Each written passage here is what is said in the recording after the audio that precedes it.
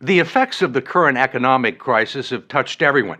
Even if you still have a good job and a paid-up mortgage, chances are your monthly 401k statement will remind you that you've lost a good chunk of your savings.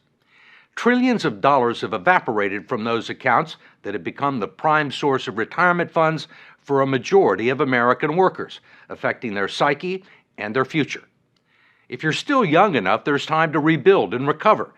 But if you're in your 50s or 60s or beyond, the consequences can be dire. And it's drawing attention to the shortcomings of a retirement system that's jeopardized the financial security of tens of millions of people.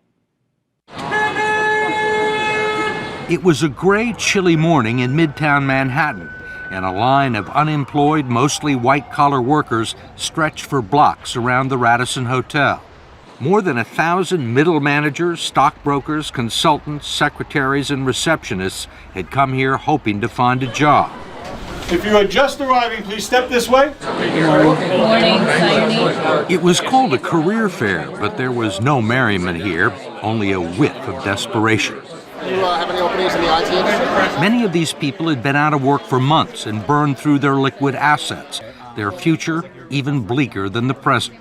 Alan Weir, who turned 60 this month, showed us his latest 401k statement, which he hadn't had the courage to open up. I'm afraid. You're going to open it now? You want me to? Let's do it. There's good reason for his trepidation. Nearly half of his life savings have vanished in a matter of months. It went down again.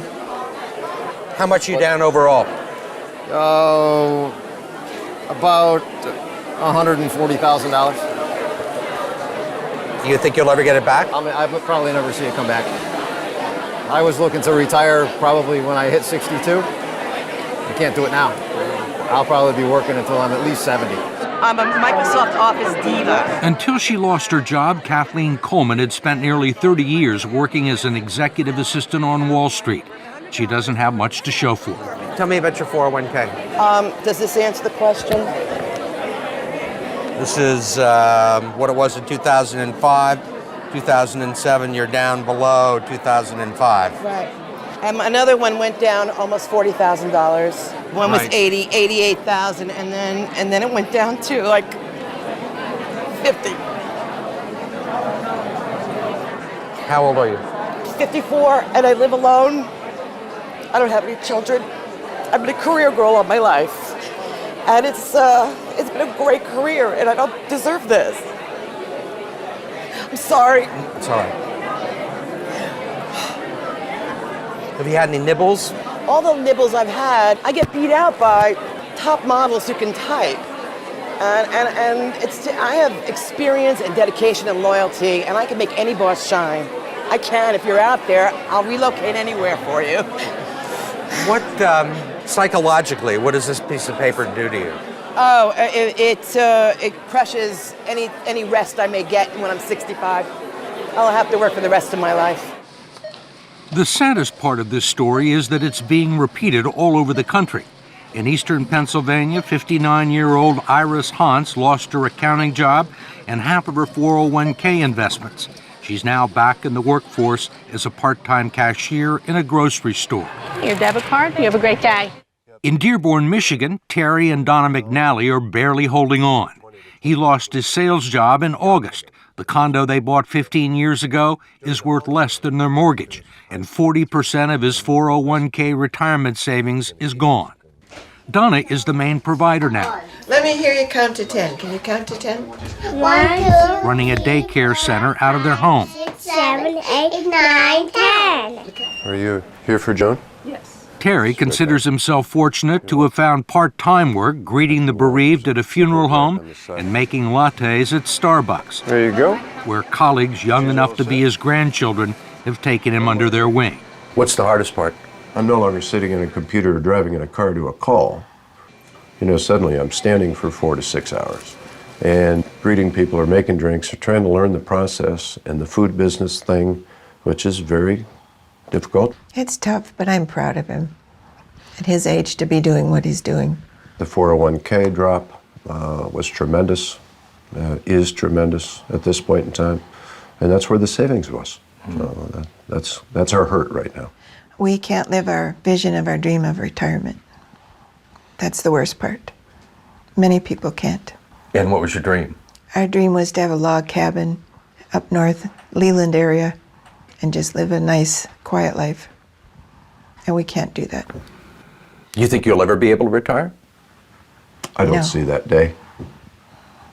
Can no longer see that day. What kind of a retirement plan allows millions of people to lose 30 to 50% of their life savings just as they near retirement?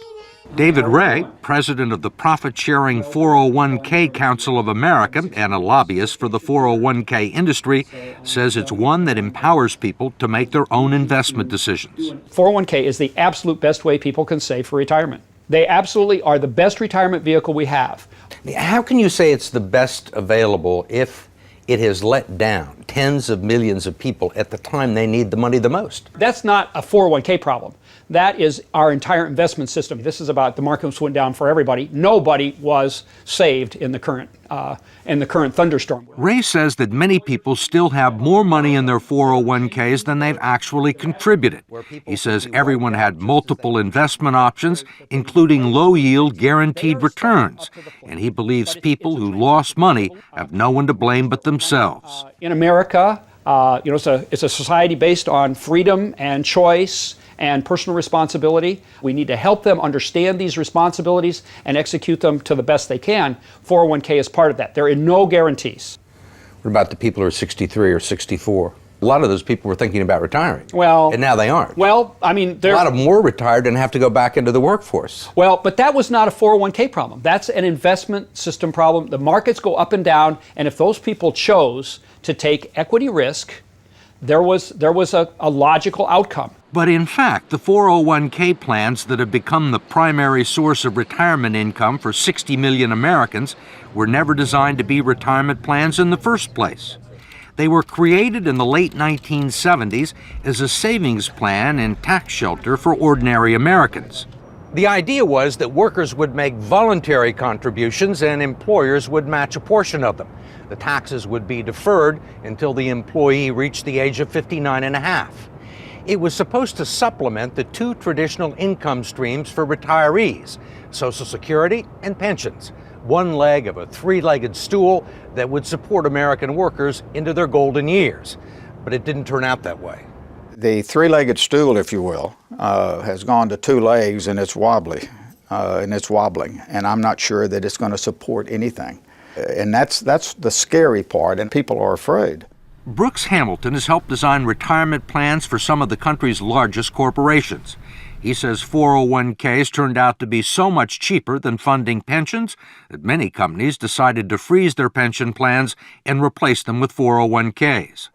The decision created millions of new employee investors for Wall Street and the financial community, and they pounced on the opportunity. If you go back and track the mutual fund growth in assets, and you track the growth in 401k plans, it looks like a railroad track leading to the sky. They are parallel tracks. So the big beneficiaries were the mutual funds. That's right. That's correct. When employers began turning 401ks into retirement plans, the financial community was not shy about promoting them as such. The prospect of trillions of dollars in the hands of unsophisticated investors opened the door for all sorts of potential abuses. The fact is that the typical 401k investor is a financial novice. They don't know a stock from a bond. And we give them a list of 20 or 30 mutual funds with really, really powerful names. You know, they sound like, gee, that's where I want to have my money. What are generally the quality of the mutual funds and 401k plans? Mediocre. I'm going to be real honest with you. With half the funds on the list, really dogs, what people would characterize as dogs, shouldn't be on the list to start with. There clearly has been a raid on these funds by the people of Wall Street, and it's cost the savers and the future retirees a lot of money that would otherwise be in their account, independent of the financial collapse. Representative George Miller of California is chairman of the House Committee on Education and Labor and a staunch critic of the 401k industry, especially its practice of deducting more than a dozen undisclosed fees from its clients' 401k accounts. Now you got a bunch of economic wizards jumping in and taking money out of your retirement plan, and they don't want to tell you how much. You can't decipher it in simple English, and they're not interested in disclosing it or having any transparency about it. And most of the people that look at their 401ks have no idea that these fees are being taken out. No. Where would you find it? Where would you find these fees in this prospectus? You can look on any page you want, and when you're all done reading it, and you will find some of the fees and the commissions here, but you won't find them all, and I bet you won't find half of them. There are legal fees, trustee fees, transactional fees, stewardship fees, bookkeeping fees, finder's fees, and the list goes on and on. Miller's committee has heard testimony that they can eat up half the income in some 401k plans over a 30-year span, but he has not been able to stop it. We tried to just put in some disclosure and transparency in these fees, and we felt the full fury of that financial lobbying. David Ray, a lobbyist for the 401k industry, says he favors disclosing the fees, but his partners in the financial industry don't. You think most people know these fees exist? I think they know that there are fees. They don't know exactly how large they are. Why do you think the financial services industry is opposed to fee transparency? I don't know that they're opposed to it. I think the issue is... You don't think they're opposed to it? Well, they want to keep... You're a lobbyist in Washington, right? You know they're opposed to it. George Miller hasn't been able to get a bill to the floor. I think they want to keep the systems as simple and not make changes. They like the way things are, and whenever you push people out of their comfort zones, it's an issue. I mean, they're comfortable with the situation because they're making a ton of money, or they have made a ton of money. Well, and their systems are set up in certain ways. This is going to be a big change. We wanted to ask David Ray, who's been so bullish on 401k plans, one last question about what the future holds for people like Terry and Donna McNally and Kathleen Coleman, who you met at the beginning of this story. Dedicated, loyal, I can be there. There's nothing standing in my way.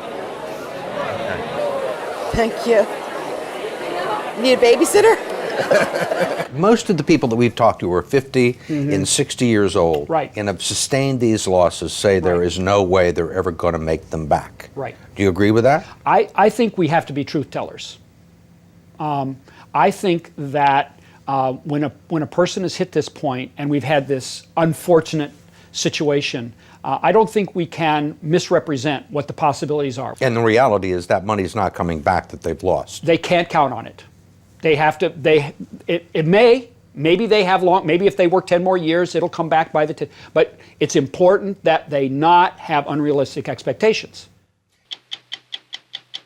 For more information on your 401k, go to 60minutes.com.